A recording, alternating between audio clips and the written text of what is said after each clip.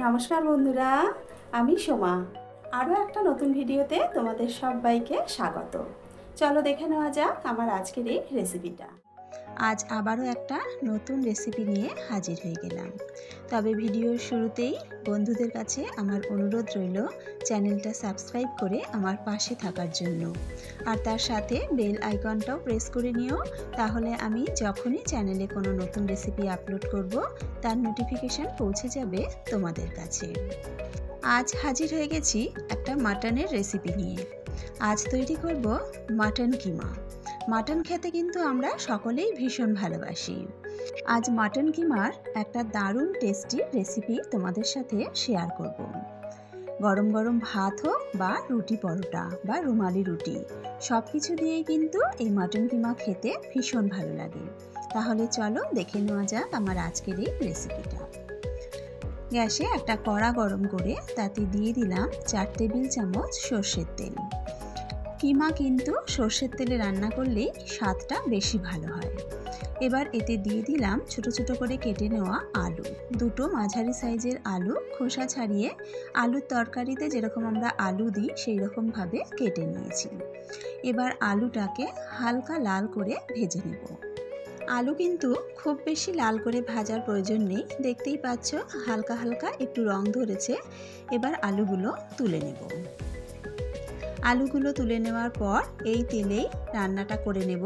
এখানে ফোড়নের জন্য নিয়ে নিয়েছি 1 চা চামচ সাজিরে, 4টে লবঙ্গ, 10-12টা গোলমরিচ, 4-5টা দারচিনির টুকরো আর 2টো বড় এলাচ থেতো করে নিয়েছি। আমি এখানে বড় এলাচ ব্যবহার করেছি, তোমরা চাইলে কিন্তু ছোট এলাচও ব্যবহার করতে পারো। এবার ফোড়নটাকে ভালো করে ভেজে নিয়েছি। ফোড়ন থেকে বেশ সুন্দর গন্ধ বেরোতে শুরু করেছে। এবার এর মধ্যে দিয়ে দিলাম পেঁয়াজ কুচি। একটা বড় সাইজের পেঁয়াজকে একটু মিহি করে কুচিয়ে নিয়েছি। পেঁয়াজটাকেও হালকা লাল করে ভেজে নেব।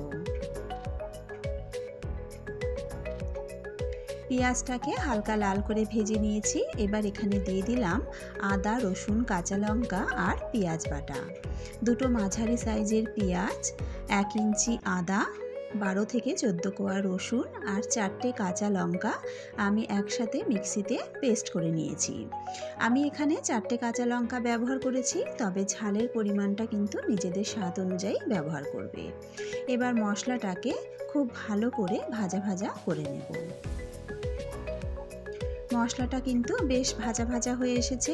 এবার এর মধ্যে দিয়ে দেব 2টো মাঝারি সাইজের টমেটো কুচি। টমেটোটাকে দিয়েও মশলার সাথে ভালো করে মিশিয়ে নেব। টমেটো ভালো করে মিশিয়ে নিয়েছি। এবার এতে দিয়ে দিলাম স্বাদ মতো নুন, 1/2 চা চামচ দিয়ে দিলাম হলুদের গুঁড়ো, 1 চা চামচ দিয়ে দেব জিরে গুঁড়ো, 1 চা চামচ দিয়ে দেব ধনে গুঁড়ো। এবার মশলাটাকে ভালো করে মিশিয়ে নেব।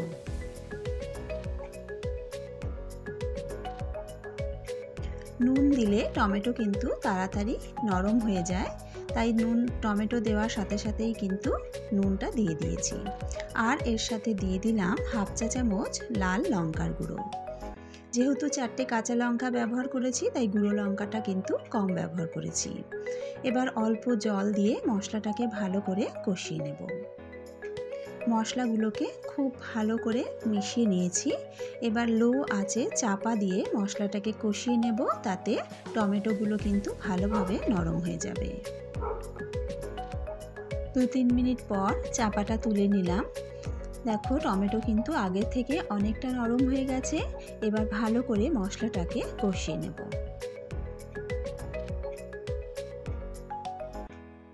মশলাটাকে ভালো করে কষিয়ে নিয়েছি। এবার মাটন কিমাটা দিয়ে দিলাম। কিমাটাকে আমি ভালো করে ধুয়ে পরিষ্কার করে রেখেছিলাম। মশলার সাথে খুব ভালো করে কিমাটাকে মিশিয়ে নেব।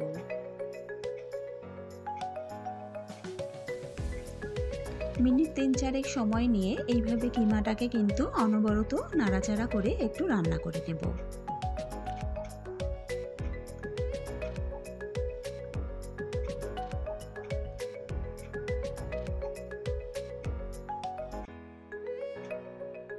মিনিট 3-4 সময় নিয়ে মাটন কিমাটাকে ভালো করে নাড়াচাড়া করে নিয়েছি। গ্যাসের ফ্লেমটা কিন্তু এতক্ষণ মিডিয়ামে ছিল। এবার গ্যাসের ফ্লেমটা লোতে করে 10 মিনিট চাপা দিয়ে রান্না করব। তবে এক নাগাড়ে 10 মিনিট চাপা দিয়ে রান্না করব না। 5 মিনিট রান্না করার পর চাপাটা তুলে একবার নাড়াচাড়া করে দেব, তা না হলে কিন্তু তলায় লেগে যেতে পারে। চাপা তুলে একবার ভালো করে নাড়াচাড়া করে দিয়েছি।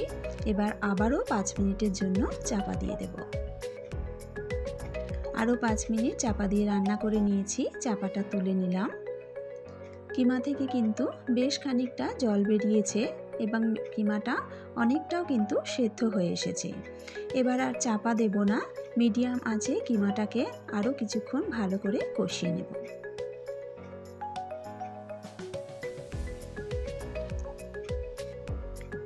এবার ভেজে রাখা আলুগুলো দিয়ে দেব।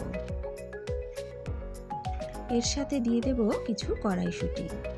এবার আলু আর কড়াইশুঁটি কিমার সাথে ভালো করে মিশিয়ে নেব। মিডিয়াম আঁচে কিমাটাকে কিন্তু নাড়াচাড়া করে খুব ভালো করে কষিয়ে নেব। কিমা যত ভালো করে কষানো হবে কালারটাও কিন্তু তত সুন্দর আসবে আর স্বাদটাও কিন্তু খুব ভালো হবে।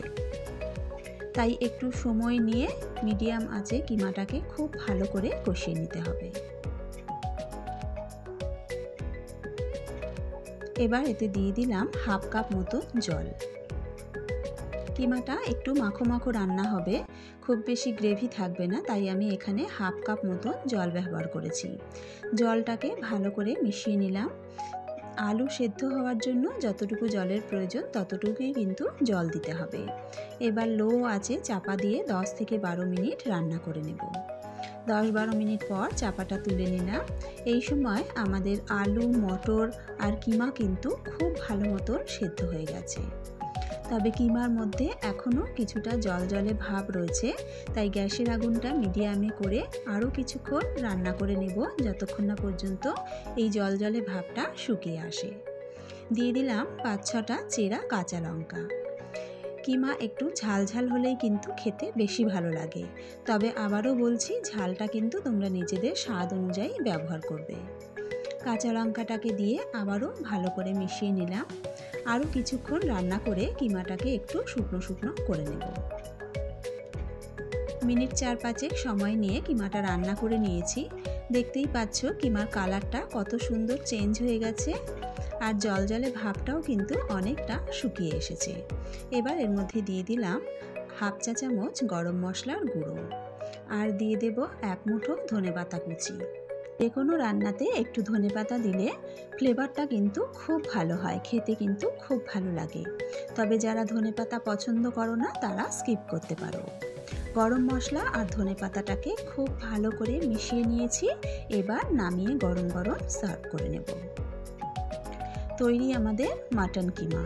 রাতের গরম গরম রুটি পরোটার সাথে হোক বা রুমালি রুটির সাথেই হোক আর দিনের বেলা গরম গরম ভাতের সাথে খেতে কিন্তু অসাধারণ লাগে। আশা করি আমার আজকের এই রেসিপিটা তোমাদের ভালো লেগেছে। যদি রেসিপিটা ভালো লেগে থাকে তাহলে অবশ্যই কিন্তু রেসিপিটা একবার বাড়িতে ট্রাই করো। আর বাড়িতে ট্রাই করলে খেতে কেমন হয় কমেন্টস করে আমাকে জানাতে কিন্তু ভুলো না। আজকের ভিডিও এখানেই শেষ করছি। আবারও হাজির হয়ে যাব একটা নতুন রেসিপির সাথে। সকলে ভালো থেকো, সুস্থ থেকো।